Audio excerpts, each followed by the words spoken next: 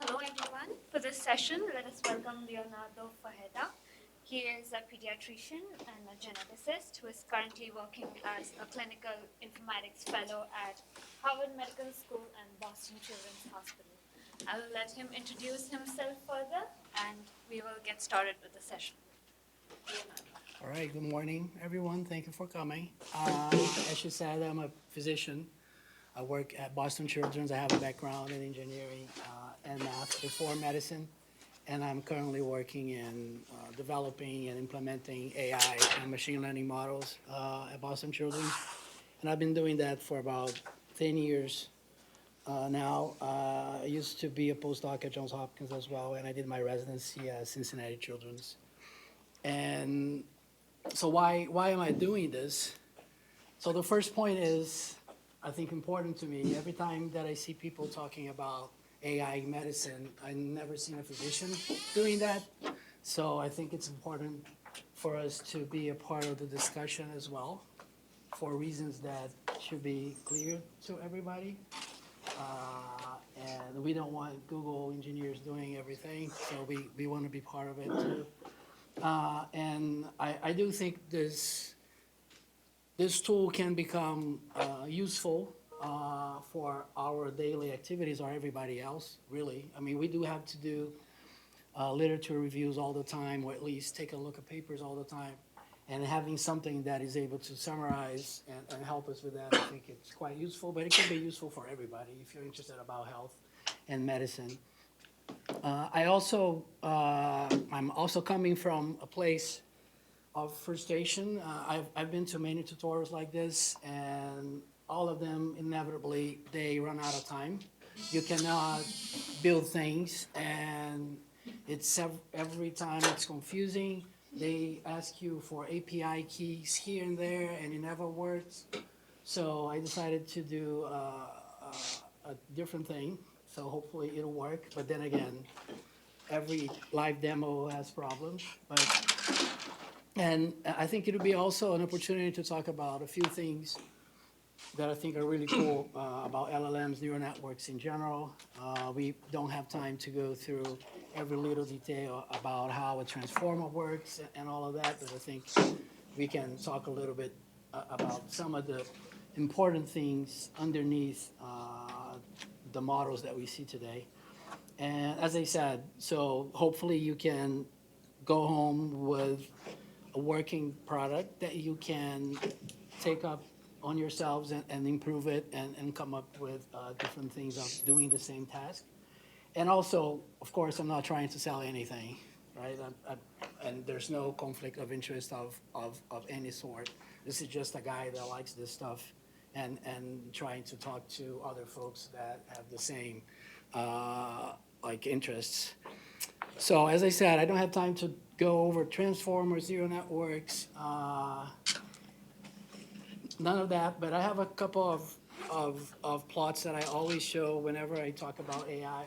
So this is a plot I'm sure that some of you, if not most of you, have seen it already. It's from our world in data, and they keep updating. This is obviously super old, right? 6 months now is like an eternity in AI. This is from 2023. But basically what it shows us is that AI is catching up pretty quickly. So they're able to do things better than, define better, but better than we can in many domains, which is, I think, is a good thing. And this is a more recent plot that I discovered from Meter. Meter is an NGO that does a lot of work in evaluating LLMs. They have very good report on GPT-5.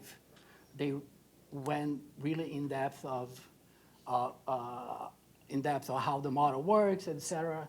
And they came up with this plot, and everybody is talking about the way that it could be the new Moore's law. But basically what they showed is that every 7 months, the capabilities of these models improve so much that every 7 months they can double the time that a human would do some task, right? So let's say a task that for us we would take 24 minutes. That's I think GPT-5 is at about 30 minutes or so. So in 7 months from now, GPT-6 and whatnot will be able to do a task that would take us 1 hour, and so on and so forth. So it keeps doubling every 7 months. And I think this is pretty remarkable. And the last figure that I'm going to show you, which is something that boggles my mind, is, and I'm sure this is outdated.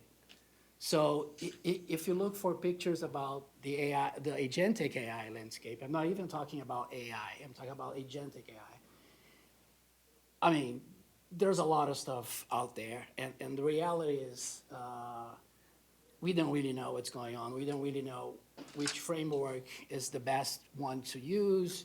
Is LangGraph better than Crew AI? Do we need MCP? I mean, who knows, right? So there are so many tools, so many different ways of doing this right now that it is, I think, there's no point in trying to argue which architecture is better and so on and so forth. And again, I'm just using LangGraph and MCP just for the sake of having something in the code so people can learn more about it, but there's so many things you can do. And I'm sure that after a few years, most of these would disappear and we will end up with a few that actually people will be using. So we'll talk more about the stuff underneath the code, but for now we can just go to, so the only thing that we need for this is, of course, Git and Docker, right? So Docker, I chose Docker because it's a way to ensure that everybody can run their things without any worried about I run Windows, I run Linux, I run Mac OS, doesn't matter, right? So if we were all using Mac OS, for example, I wouldn't have used Docker, I would have used something else. But I think Docker is a way for us to be able to ensure that everybody can get it running. So first step will be Wi-Fi, because again, every event here, we always run around looking for the event attendee code. So there it is. And that's the GitHub that you need to pull from.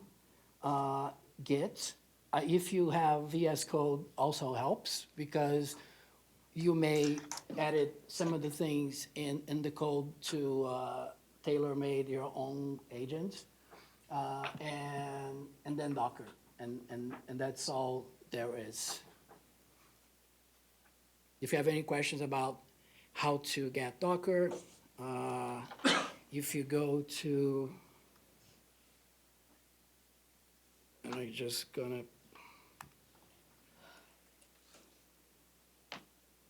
here. So this is the actual repo, and there's some instructions here for all the three major. Is anybody running Linux? So yeah, Linux is the easiest, and if you run Linux, you know how to do this, and these are the instructions for Mac OS and Windows. For Windows, there's one step that you have to do, which is install the WSL, which is the virtualization environment that Microsoft developed. So you have to install that before, and then you have to install that, restart your PC, reboot, and then download Docker, and then we'll go from there. Can you go back to the other screen? Sure. There you go. And to get the actual code in your, oh, it's here already. So once you install Git, that's the command that you need to run. And you can do that from downloads, documents, whatever folder you are in. And once you clone the repo, you just need to change directory to PyData 2025. Any questions? You're all good?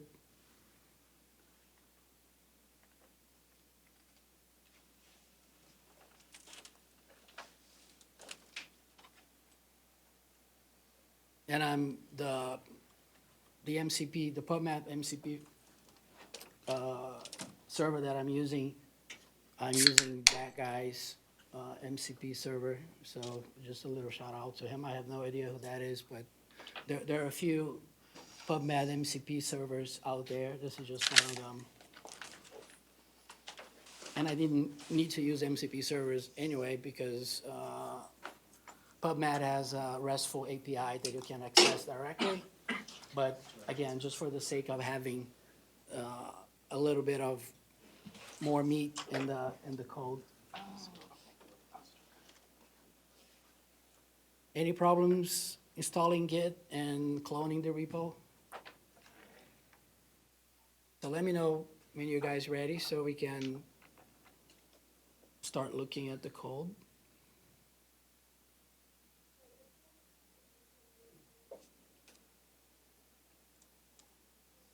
And this is what we need to run after Docker is installed and the code is in the repo. So if you have Docker installed and the repo cloned, there are two things we need to do. One, we need to build the image. That will be the first command right here. And so this will be the command for macOS and Linux. And before running the Docker compose build command, we are actually setting an environmental variable, which is Docker build kit to 1. And the reason that we're doing that is that to be able to run this in your computer without a GPU, we have to use the CPU to run the LLM. And to run the CPU, to run the LLM in the CPU, we have to actually compile llama CPP, which it could be different from one to another, and that takes a few minutes. And Docker build kit equals to 1. What it does is it makes sure that it caches everything that are compiling. So you don't have, if you have to rebuild the image, everything that was compiled is saved, so you don't have to recompile llama CPP again. So llama CPP is a very interesting piece of software that allows us to run LLMs in the CPU, llama CPP, without using some Python libraries like transformers and other libraries. So again, if we all had GPUs, the code would have been different, but this was built to allow most of us, all of us, to run LLMs in our computers without a GPU. And the command for Windows is actually a little different because the way that we set environmental variables in Windows is slightly different from how we do it in macOS and Linux. So this will be the command for macOS, and this will be the command for Windows. Let's put this in here.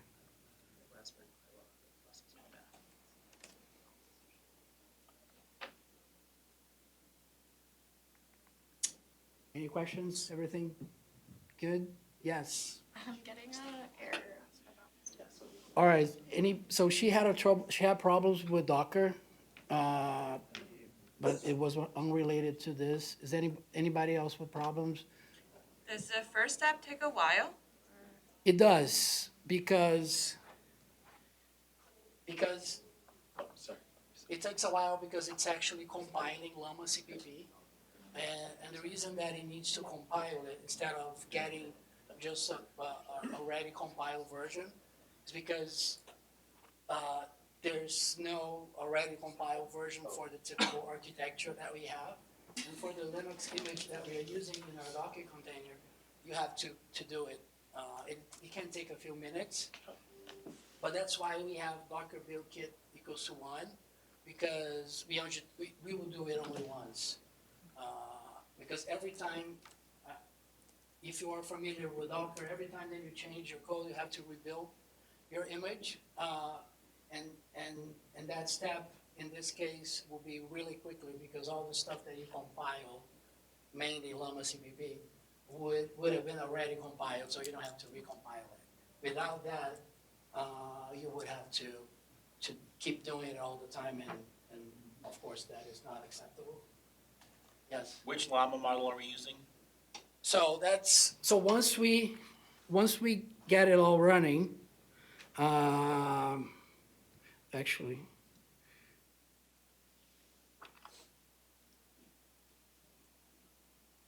this is actually one of the things that we can edit.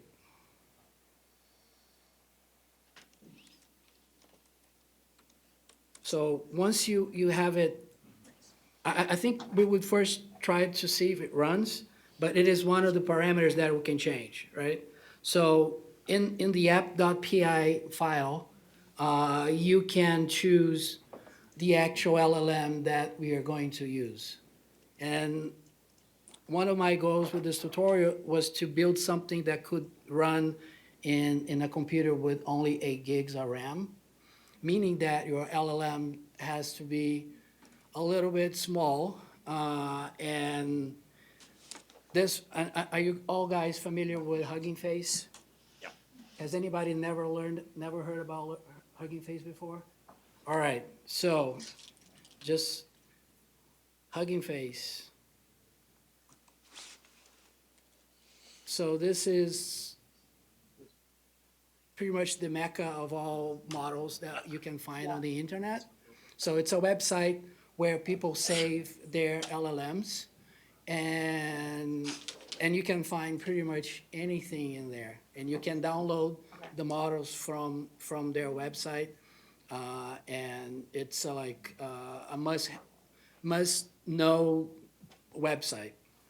And we usually get our models from them, and it all comes, and they usually come in this fashion.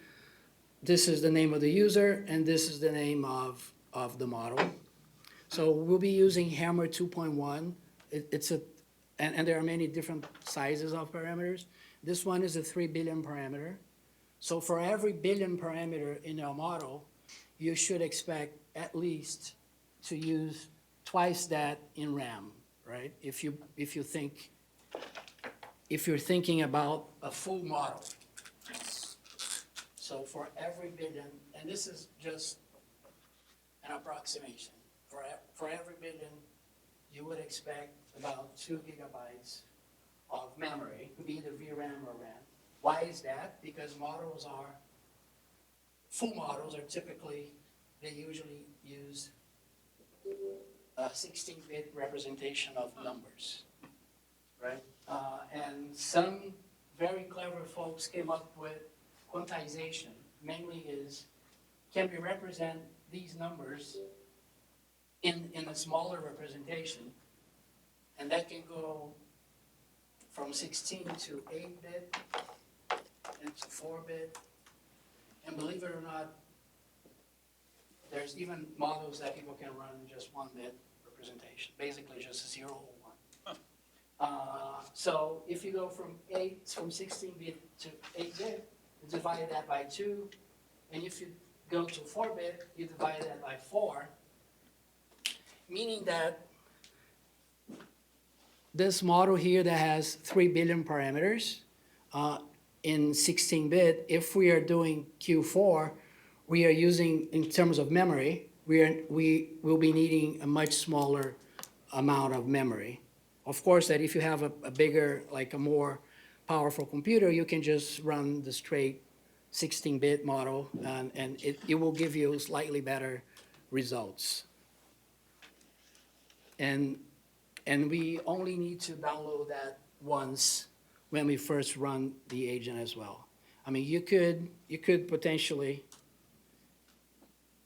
and that's something that you can do later or now, depending on how fast the internet is here and how much memory you have, but you could pretty much do something like this. OSS GPT 20B, for example. So this is one of the open weight models that OpenAI released. So you could use that if you have enough RAM or any other model, Llama or any other model, as I said. So this is just a starting point, and it works pretty good, this model. That's why I chose it. It's a model that was fine-tuned on a Quen model for specific agentic tasks. So it looks pretty good. And the second model that we'll be using is an embedding model that I'll talk a little bit more about later. So did it compile already for those that were compiling? Yeah. All right. So now I think once we compile it, we can just run Docker compose run RM. RM is a command that clears a Docker environment before we do anything else. Just make sure we're starting anew, and then research agent is the name of the agent.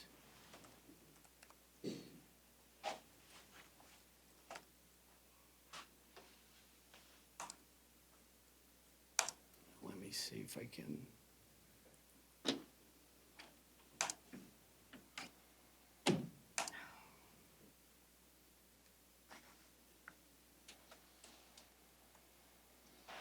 And then when you run it, in this case, it already found the model because I had already downloaded it. And I don't know why it's throwing this. It wasn't before. So you should be seeing something like this.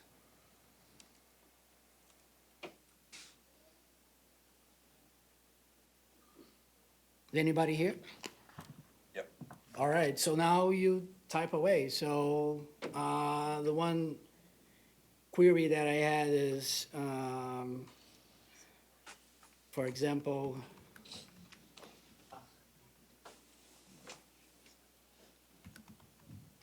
so that's my query. And how many papers do you want to fetch? I think 20 is fine. How much time you want to look? 6 months. And how many papers you want me to summarize? And that's where it uses the embeddings. But once we have it running for all of us, or most of us, we'll go back and take a look at what it's actually doing. So let's say 3 papers. So we found 12 papers with abstracts that made sense based on my search. And now it's summarizes one at a time, and then merges them all together. And that's where the thinking is happening in the LLM. The bigger the LLM, the better your summarization will be, but the longer it will take too. And then it generates a report, basically talking about, in this case, sleep deprivation on decision making. And it can be any, and the format of it actually is one of the things that you can customize. Do you want to save the report in a file? Yes, and then it saves a markdown file and in that directory. Have you all been able to run it? No? All right, so. Yep. So whenever you have Docker running, we can, so for those of you that are already able to run the agent But then there was like stuff that he typed. here. For all of you that were able to run the agent, Can you wait? sure. And you're running Windows? Did you install the WSL thing? Yeah.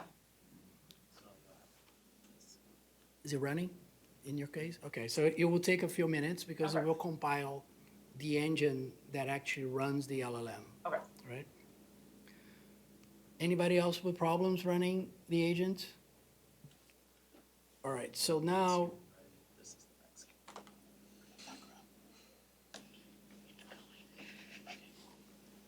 In here?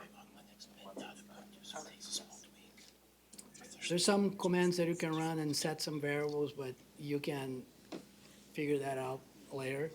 So let's talk about how it is working underneath.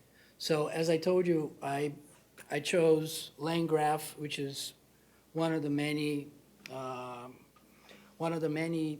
frameworks to work with agents. And basically, in this case, what it does, you create a graph. It doesn't have to be a direct, a DAG. It can be any type of, it can be cyclical in the case of LangGraph. But in this case, it's really straightforward, direct acyclic graph that it starts with, there's a search node, which calls the MCP client.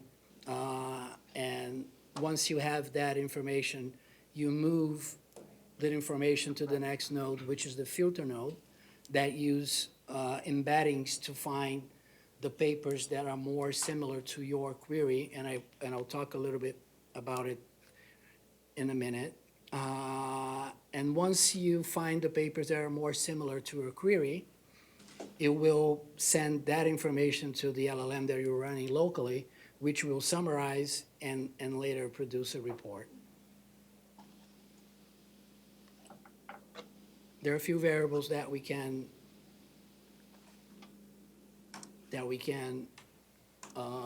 customize, but this is the part of the code that actually builds all these steps, right? So LangGraph is a stateful framework.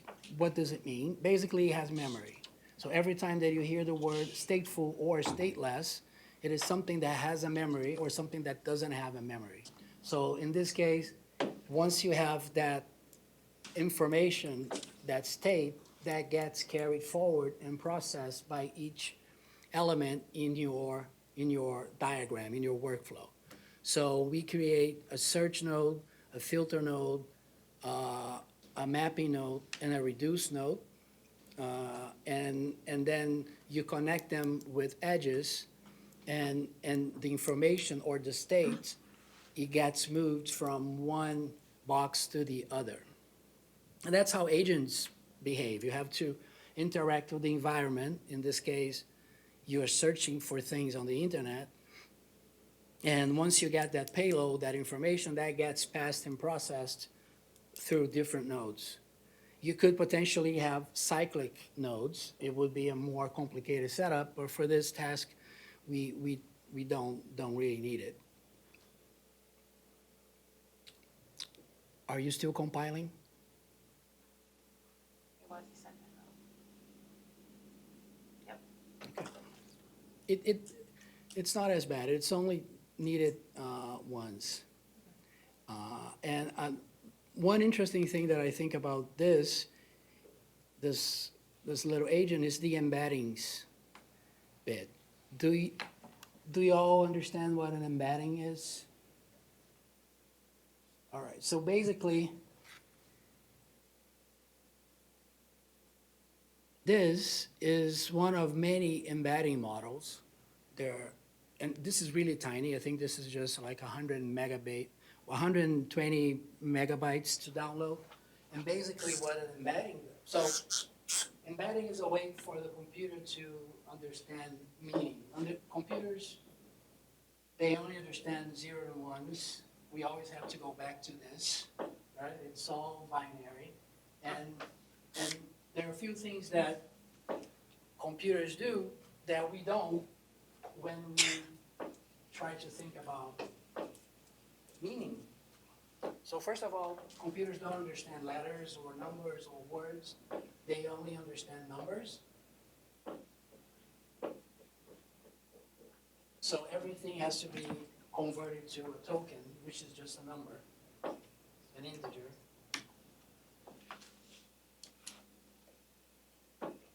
And every little token and every little word, it's transformed into a number. And that is, and I cannot go more than 3 dimensions. Every little word is converted to a point in an n-dimensional space, right? And when, for a computer, we know what, for example, we know the meaning of the words dry and wet pretty clearly, right?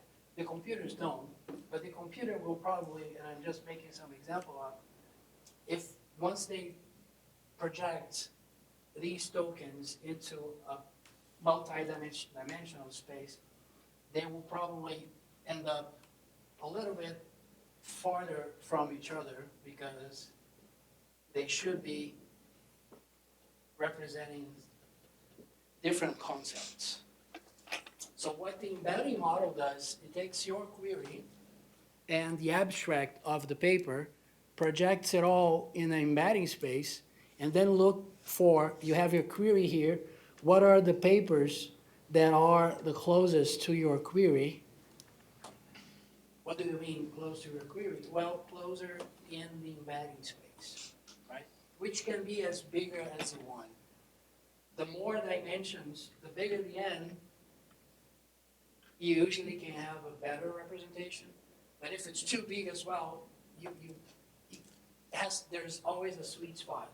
And I think this embedding model, I think it's 384 now, I don't remember precisely, but we can certainly verify that because it's in Hugging Face.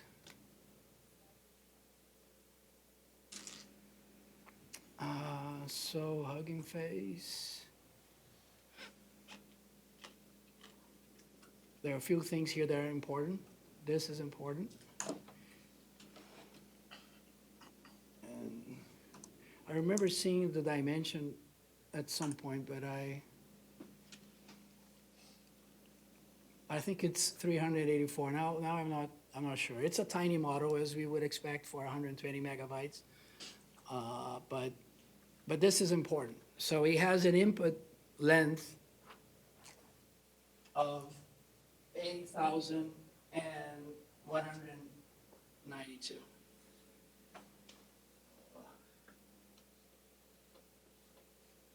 Do you all know what a context length is or sequence length is from the perspective of a transformer?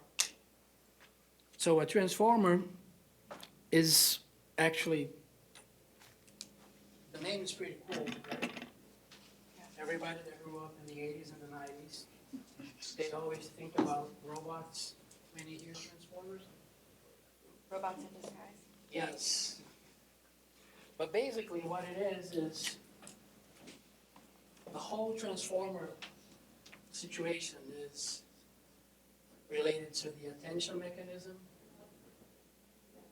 And the attention mechanism is you have a sequence of words, actually tokens.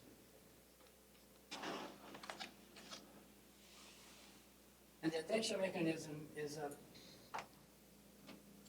a numerical way of, say, ABC. And I'm sure you find better representation on the web,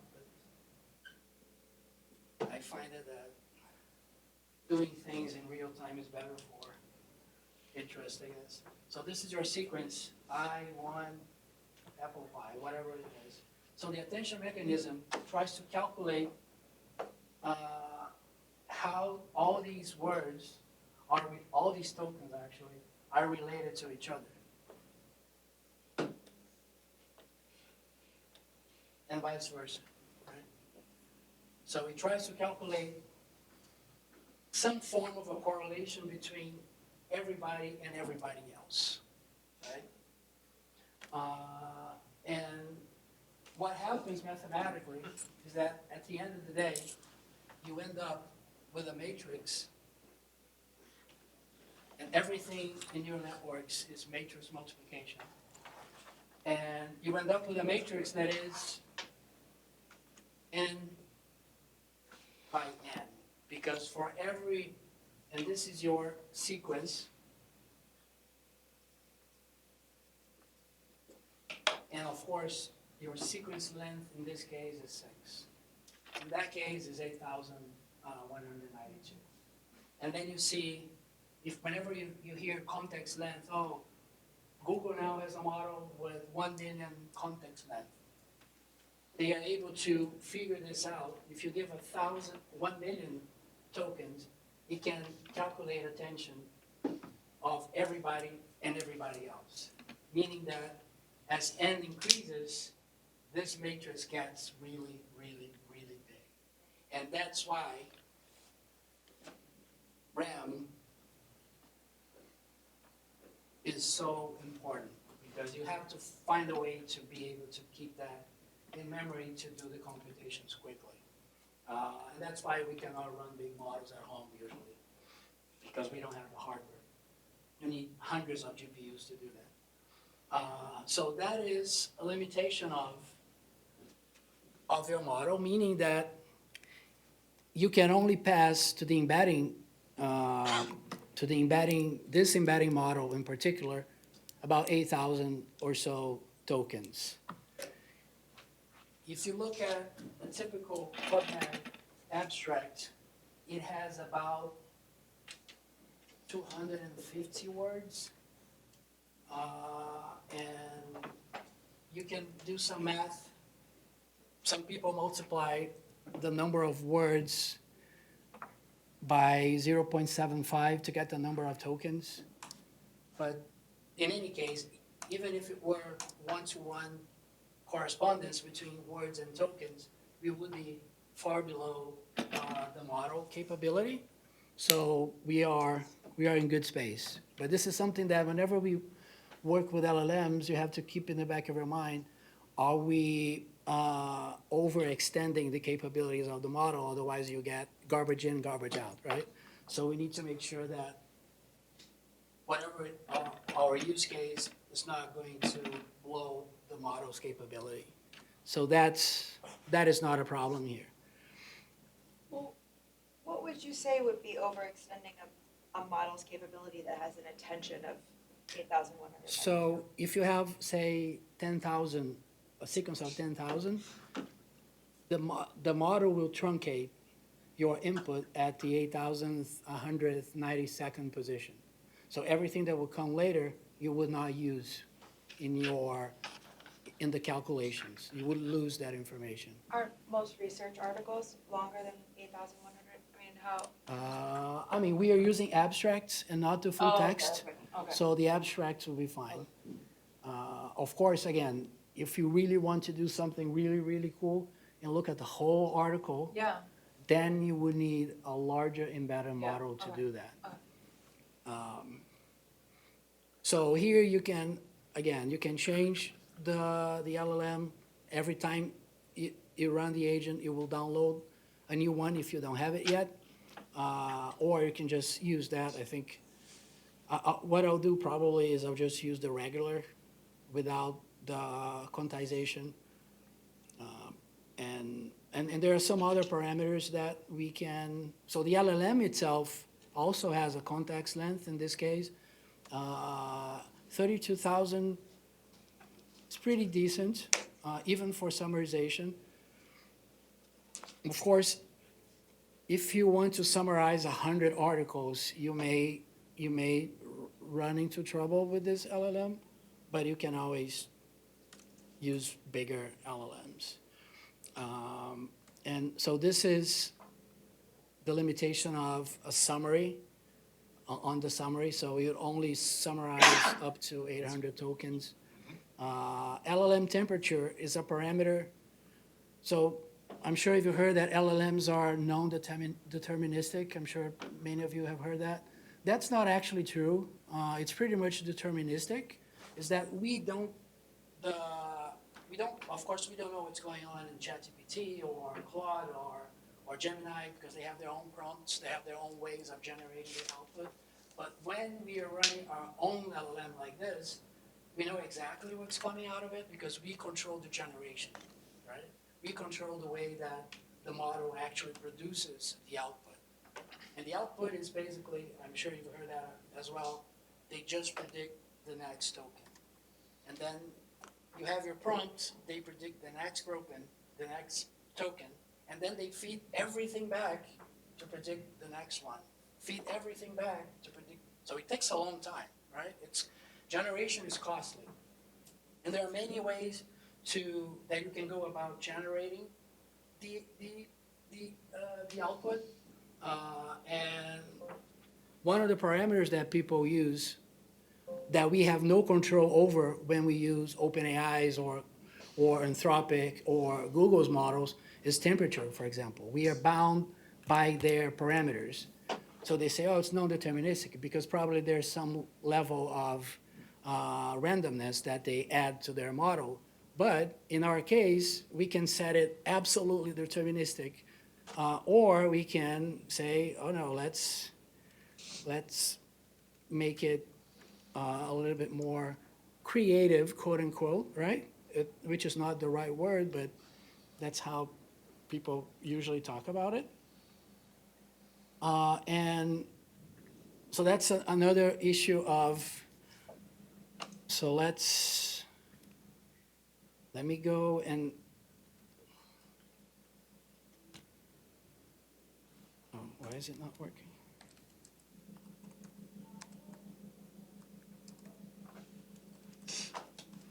Let me change. So whenever we make changes in the code, we need to recompile the image. But in this case, it'll be really quick because we're just changing the code bit. We're not changing the libraries or anything. So let me change the temperature to 0.8, which is a high number.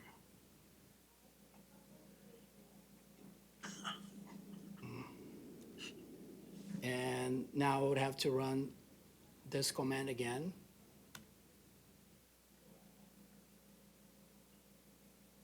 And let's see if I have a different output.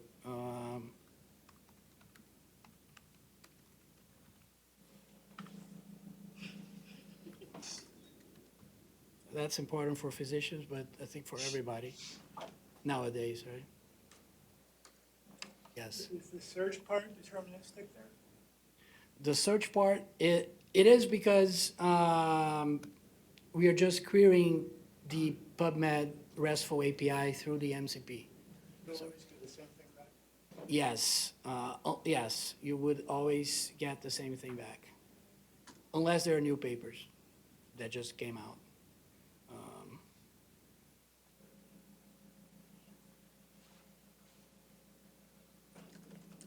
So it should give us a different output. So if we all had a GPU here, all these calculations would be way, way quicker because it would run, all these matrix multiplications will be done on the GPU really quickly. So it looks a little different, as you can tell, right? So it's not, I actually prefer the other way. I don't like it to be creative. I like it to just tell me what it is. Now it's like giving me bullet points and all that. I don't like it, but that's something that maybe that's what you need, just bullet points. No. And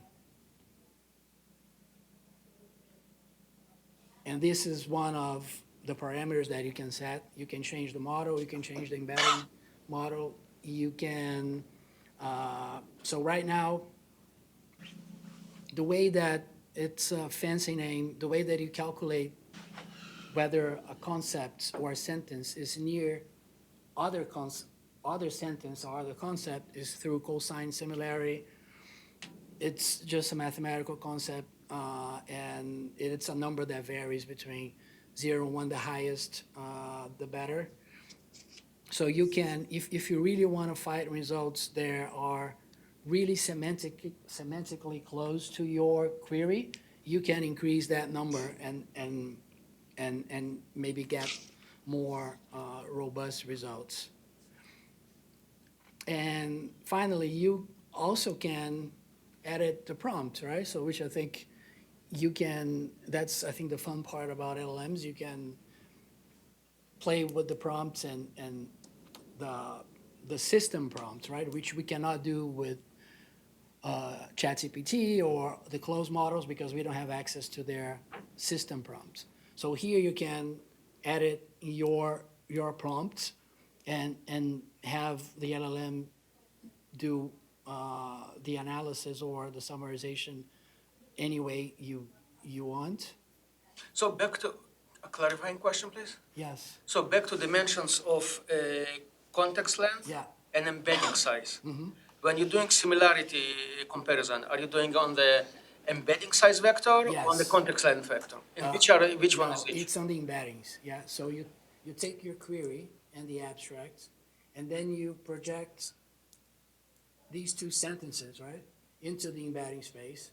I mean, And what's the dimension of your embedding over there? say what? The size of your embedding, what's the dimensionality of your embedding? It's not one of those, right? The 32,000, it's the context length. This It's not the context length embedding for the size. LLM, yes.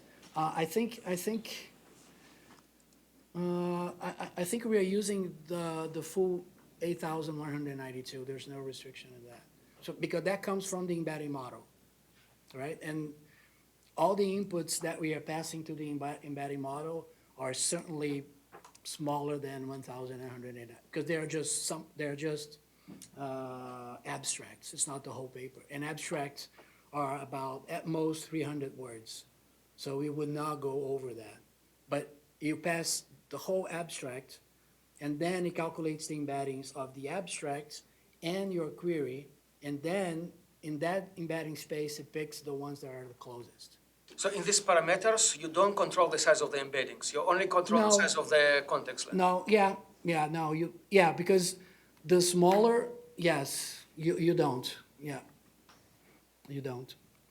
But 8,000 is, it's too bad, it's not too bad. Of course, if you have longer texts, as we were talking earlier, if we want to do this with the whole article, which can be done actually, you would need a bigger embedding model that would be able to take that input and project that big of an input in a given embedding space. We would probably want an embedding space with more dimensions as well, not the 300 or so that he has. The richer your embedding space, you would think the richer your representation will be in that space. But yeah, we're not setting that because it's already too low, I guess. And the model is so tiny, it's not very costly. And I think we're able to run it? You? Yeah. Oh, excellent. Questions? Yes. Oh, thanks. I think one question is, so how do you, from reading how this model works, this scans 20 papers, right? Sorry? So this model by default would embed 20 papers, right? If you leave it with the default value. Oh, you can change that. But like, how do you make sure that those 20 papers are relevant? Does it just do a PubMed search? Or would you Yes. ideally embed all of PubMed? What would be the ideal way to run this if you were to run Yes. it on a large scale? So that's a good question. So ideally, and that's actually doable, you can download all abstracts from PubMed, and you can create your embedding model that is specific for PubMed, and you can have all papers in a given space. And whenever you have a new paper or a new query or a query in general, of course that will need to be updated because we have new papers every day, but let's assume that it gets updated every month only. So you'll be able to have all papers in the space, and your query, when it's projected in that space, you will be able to find the most similar papers. But that's what it's not doing that here because it's only looking at the late 20 papers. Or the last 20 papers or the last 100 papers or so. But even if you only give me the last 100 papers that seem to be related to this topic, that's the search query. The second part is, okay, now we found 100 that seem related. Now we do the embedding and see which ones are actually related. And then maybe 5 only. And then you will look at 5. And the way that you can make that second step a little bit more stringent, say, look, I really want papers that are really, really similar. So I want cosine similarity that is, I don't know, greater than 0.5. But I have to change it here.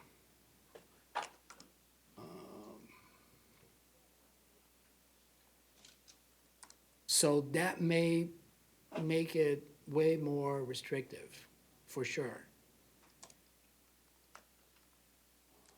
Where's that? Here.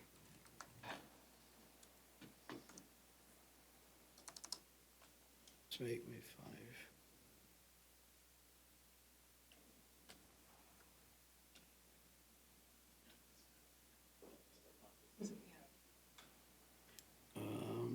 I should have copy and pasted this, but.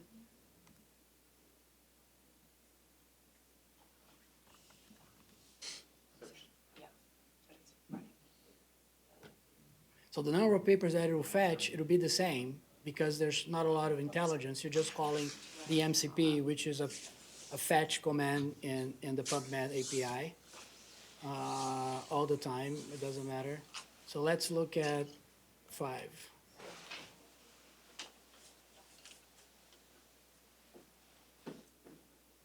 Yeah, 19 papers actually met the similarity threshold, so that's interesting. Yes. Could you use this for other, for some reason the word is escaping me, but other, and I'm gonna say libraries, but I don't mean Python libraries, I mean PubMed, I mean An API abstract. called other research Other databases. databases? Yes, thank you. I think you can. Yeah, I think there's, Like a Google Scotland, could you run this in yes, Google you can. Scotland? I think there are MCP servers for Archive, probably for Google Scholar as well. Archive is one that I know that I was actually trying to do what he said, download all archives, abstracts, and come up with a space of all the archive papers, because the research in AI now is running at crazy speed. No way anybody is up to date. So if you're interested in some aspect of AI or machine learning, you have to be very precise about your query. But then, I mean, you query things, you don't know what's coming out. So if you have a way to have a more, like, have a semantic search that is better than just keyword search, then it would be useful. But yeah, you can use other APIs. I'm sure there Yeah, are. no, that's just what I was curious, if you didn't wanna do, I was just getting at, if you didn't wanna do healthcare specific really, it's just. Oh, you can, yeah. Yeah, there you go. So basically what the MCP is, that's their, I wouldn't say trademark, but the catchphrase is the MCP, the Model Context Protocol is like a USB kind of thing. You plug things and they work, right? So that's what they try to sell us. So basically, it's just another layer that abstracts away the complexities of the API. So you can come up with tools, different tools, fetch data, read data, do whatever, push data, and the agent will, the LLM will be able to interact with the API without us having to code everything. So I'm sure there are, like archive for sure, because I already looked into that. Yeah. So you can plug and play just like USB and into your model and get this information from it too. Yes. On that first step, what's the value of using like MCP instead of just like paying API directly? You could do that, actually. So you don't need an MCP for this, because you could have accessed the PubMed's API directly. It's just a RESTful API. They have a contact URL that you connect to and fetch data from. It's really straightforward, but having the MCP kind of makes it a little bit more fun, but yeah, you don't need to. You can, there's API access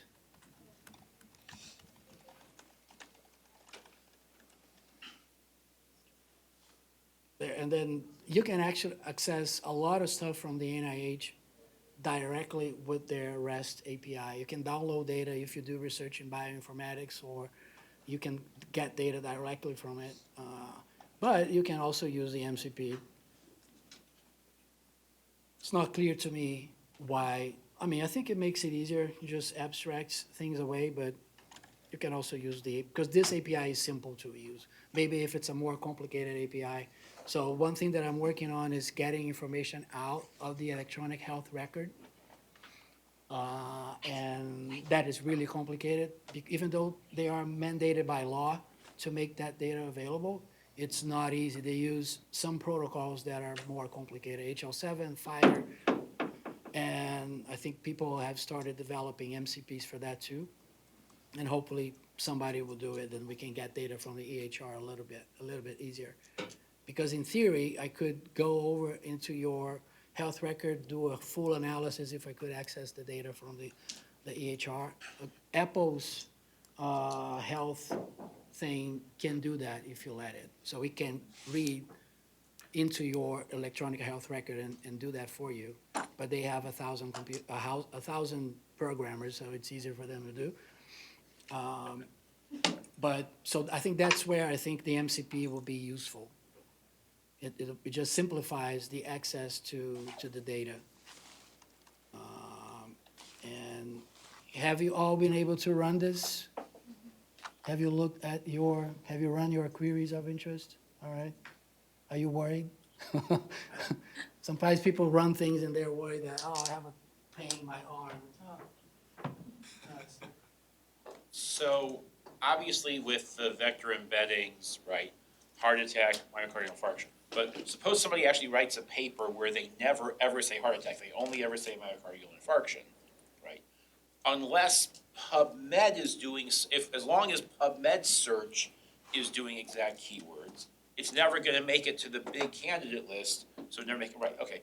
And then as far as privacy preservation, basically the goal here is you're more comfortable with NIH knowing that you're searching for whatever you're searching for than OpenAI knowing that. Yes. Okay. Yeah, because Fair enough. it'll never, unless you can actually do this over a VPN. Right, And it'll be completely private. right. I certainly understand that perspective. Because it works, I don't know if you remember, but in the beginnings of OpenAI, you couldn't run it over VPN. They Ah, don't let you. But I think now it does, because they realize that they will be losing money.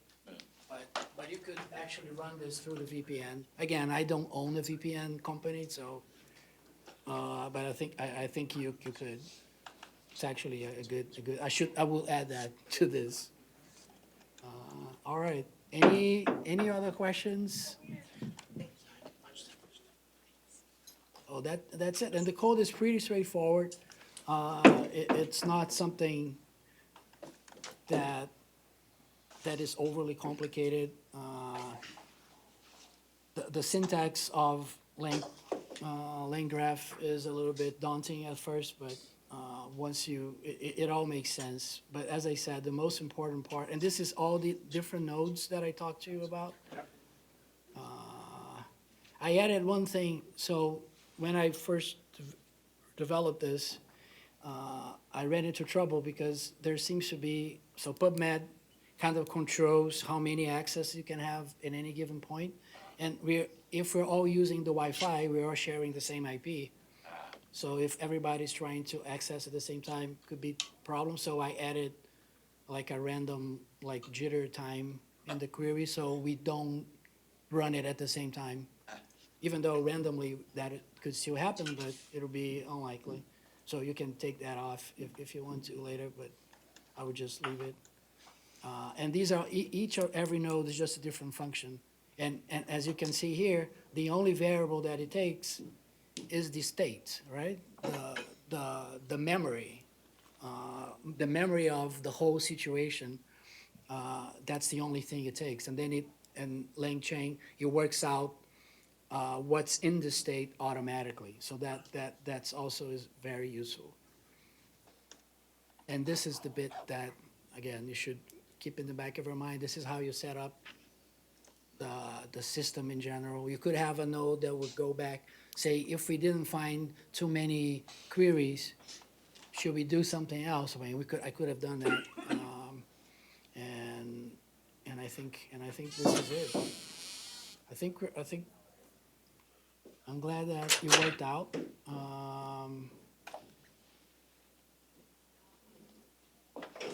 So I think just a summary of what we did. It looks into PubMed, but I'm sure it would be relatively straightforward to change it to a different database, archive, or any other. And I think this is an interesting bit. So we look at things from a semantic, from a meaning perspective, and not just keywords. And we are running a local LLM, which we can make as big as we can, right? So my MacBook Pro has 48 gigabytes, so I could probably run a bigger model, a much bigger model for inference. We talk a little bit about LangGraph. We talk a little bit about quantization, what it is, what it means, how it is able to decrease the size of the model in the memory. And it works for GPU too. It works for anything. We talk a little, oh yeah, 384. I knew that I had that somewhere. It was here. So this is a 384 dimension. That's the dimension of the embedding space. For the typical transformers, I think it's 4,000 or so. It changes. But it's usually a bigger space. So you can have richer representations in that space. We talk a little bit about MCP, how it abstracts away from the API. We talked about this little thing that I only learned recently, which is pretty cool. It saves us time when we have to compile things. We don't need any APIs for this. You can get PubMed API. Maybe you can get more queries or faster, I don't know, but we don't need it for this. We should be able to run this anywhere. I tested in Mac and Linux. I don't have a Windows machine, but I think it works too. There's some parameters that you can play with. The prompt, I think, is an interesting one. And it downloads the models from Hugging Face automatically if you change that string. And if you have any questions, I mean, we can end early. I'm fine. Any more questions? Share these slides. Sure. I will post them. I will plug them into the repo.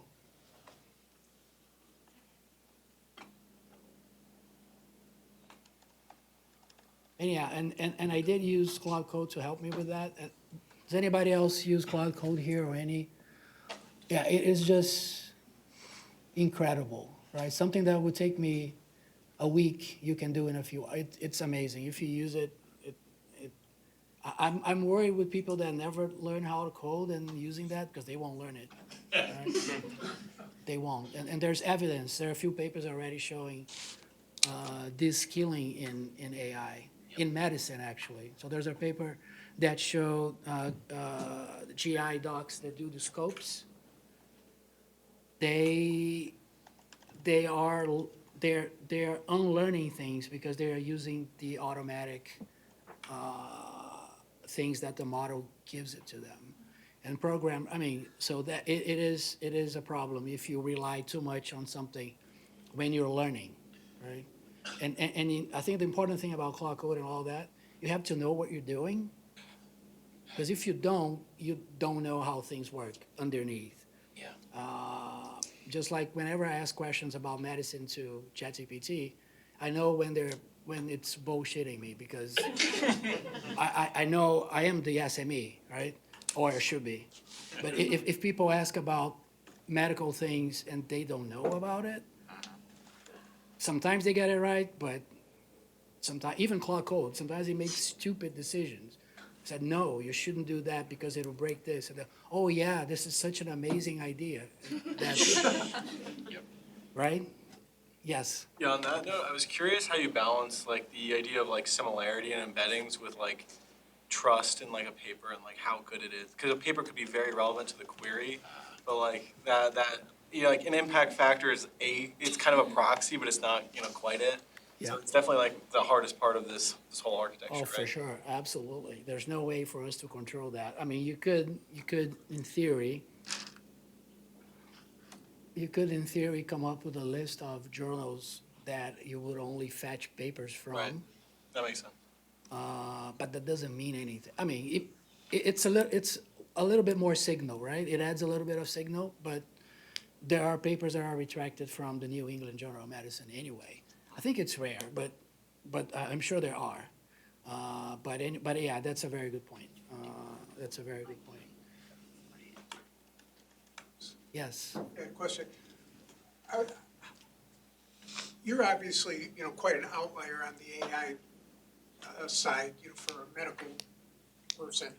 And I was just wondering, how is this being handled, to make things easier for the profession as a whole? Are the big players all into this? Are they kind of replacing, we kind of finally got away from the expensive subscription, research journal databases? Are they going to be replaced by the expensive AI models?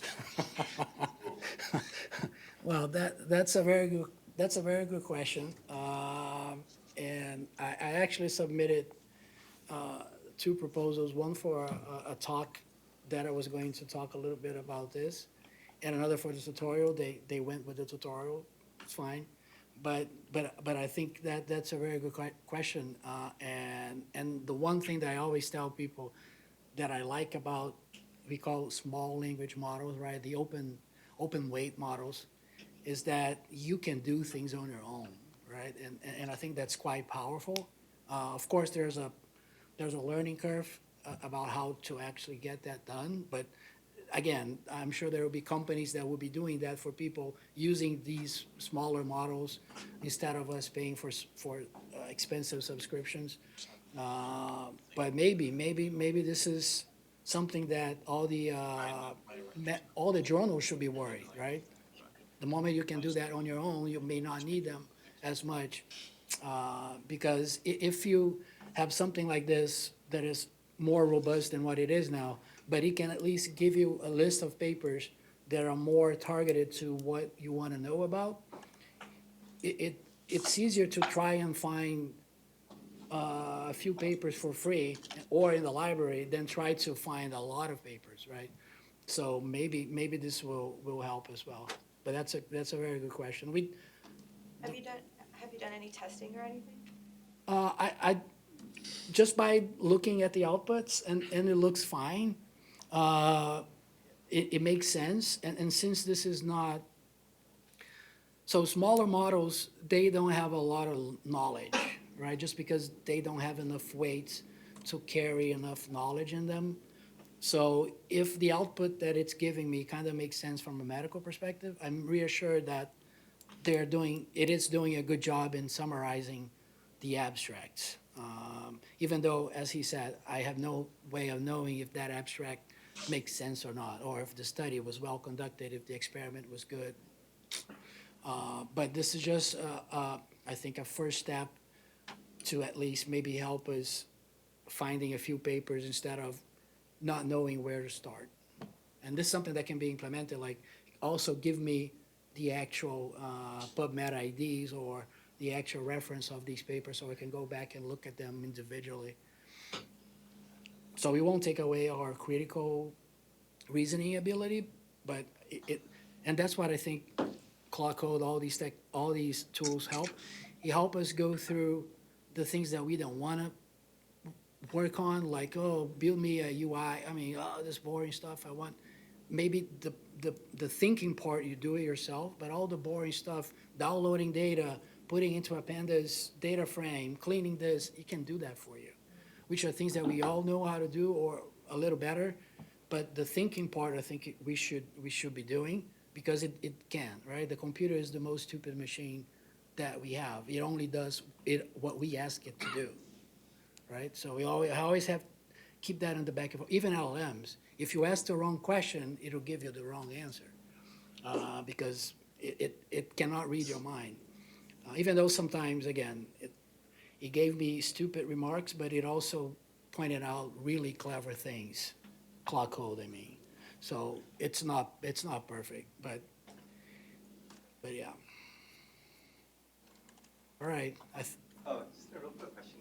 Sure. On the topic of you saying that like, oh, maybe we'll have more people kind of moving towards having that stuff where you can like run things on your own machine, you have that power and things. Have you seen any like open source projects or kind of like more like production ready where it's like not just the researcher who really knows their way around, like oh, they can run Docker stuff, but more like doctors and stuff are also able to do something like this with kind of more of this data? Yeah, it's not common.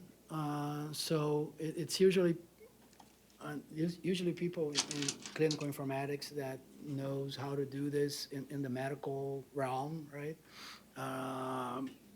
But you could, it wouldn't be difficult to do something like this and put it on a website and people could use, right? So I don't know if you could monetize that, but I think you could. But, or just leave it for free. I mean, you have to find a way to pay for hosting and the electrical bill, but I don't know if I answered your question. Yeah, I was actually just curious if there had been any like open source, like more freely available sort of things that maybe. No, not that I know of. No, I think we have a lot of, so there's a so we have a lot of open weight LLMs, which I think is a good thing. You know the difference between open weight and open source? So open weight is when the weights, you can download the weights and play with them. Open source is when they give you the data and the code that generated, that trained the LLM. So we have a lot of open weight stuff out there, which is great, right? We wouldn't be here if we didn't have that. And there are even pretty good medical reasoning LLMs that you can use too. So I think the parts are there, but no, I don't think, I don't know anybody from the top of my head that put them together into a product or something that everybody could use. But there are like, there's open evidence, for example. I think there are a few companies that there actually are selling products like for physicians, right? You can, you just go and ask questions. ChatGPT, so many hospitals now, they have we have our own instance of ChatGPT inside the hospital, mainly for HIPAA concerns. So we can ask, I can actually type, Bob has this, and his mother, Mary, had that, because it's within the system, it's fine, right? And I'm sure some people, or many hospitals, if not most of them, already have that kind of thing. But it's not a tool. It's just, I mean, it is a tool, but not something specific like this. But maybe we do have an area, like a department in the hospital that does innovation kind of things, and they come up with new products all the time. I think we have a RAG system to look at our own documentation. For example, you can, how do I get my pay stub? Instead of going to the HR website, which is usually bad, and then you ask to ChatGPT, and then it gives you the answer, because I think they have a RAG system in the middle. So I think people is catching up, but not individually like an application, at least not that I know of. All right. And you had a question? Yes. One of those things, just out of curiosity, you used an example there of like how to look up your pay stub or something internally at Children's. How have you seen AI become more mainstream there, like day to day? Again, that was the topic of the talk that I wanted to talk more about. But I think people, I think they are in the process of gathering how people have been using these tools. I think for medical decision making, it's been helpful. like asking questions. One thing that we have implemented, and I've been using myself with my patients, is ambient listening. I don't know if you all know what ambient listening is. So part of a doctor's job is to write notes for billing purposes and documentation purposes. And I'm sure you've all had the experience that you go to the doctor and the guy doesn't even look at you because he's spending a lot of time typing. So now I'm not doing that anymore. I just recording the conversation and the LLM summarizes it and puts that in my note automatically. Of course, you have to go back and change a few things, but it works decently well for most of the time. We also have a different LLM product that summarizes. So let's say you come in, or some kid comes in for appendicitis, spends like a week at the hospital, and then when they go home, we have to give a discharge summary. That's what we call it. It's just basically a document say, you came in for this, you did that, blah, blah, blah, and now you're going home. So that's like a summary report. And we have something that does it too. So it goes back at everything that had happened and then gives like a summary. So that's kind of helpful. So, but I think the evidence, we were just talking about it the other day. It doesn't save a lot of time per se, but I think the perception that the tool is helpful is bigger than the actual benefit, if you know what I mean. So, and which is tricky, because if people think it's useful but it's not quite useful, people start using something that is not really useful but they feel like it's useful. So it's kind of, and I think some papers are starting to come out in that area. I say, it almost sounds like you have to research, right? It is, everything is research, yes, because we're trying to learn how useful these tools will be at the end of the day. I mean, we've had good models in radiology for a long time, or pathology, because they're just images, right? You run a CNN, it diagnoses everything, but we don't have that yet, or at least as wide as I want it to be. It's not that it's going to, I think my take is that it's not these things will replace physicians, but they may take away easy things that the machine can do and leave us with more time to do other things. Maybe the radiologists, they spend, I don't know, I'm making something up, I don't know, they look at 100 CT scans in a day.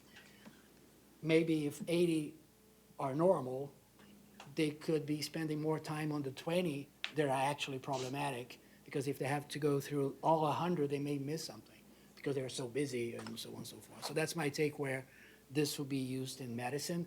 It won't replace physicians in the next few years, in 100 years maybe, even surgery. There's some papers about actual real robotic surgery, not just the one that you control the arms, but the arms being controlled by the machine itself. So we'll see. It's an interesting, I'm trying to be on the winning side, so maybe the machines won't fire me because I'm helping them, so. All right. Thank you. Sure. So yeah, it's been a blast. So I'll keep it here, but I will post the slides on GitHub as well. Out of curiosity, with the ambient listening, do they have to disclose to all of the patients? Yes. So we have to ask for their consents, and I never had a no. Just the way you phrase it. Look, we're using this tool that may actually allow me to look at you, Right. and interact the way that we should, and they're fine with it. And are they deleting? Yeah, so we delete the audio in 24 hours. Okay. Yeah, we don't keep the audio. Yeah. I think they might keep the text for training purposes, because they're learning too, They right? must keep the text in the patient record, right? Because that's the notes. We do, yeah. We keep the text that it created, but I think the raw text, I think they keep it too, for training, I guess. Because we end up editing. I edit. Oh, you only keep. No, they generate, so they listen, and they generate what they think we would have written based on what we listen, right?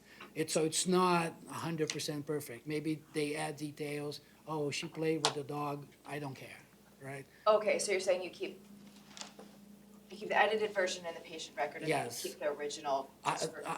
We don't, but I think the system might keep the actual transcription. Oh, But I don't know for sure, but I believe they would for training. got it, got it, got it. All right, guys, thank you so Thank much.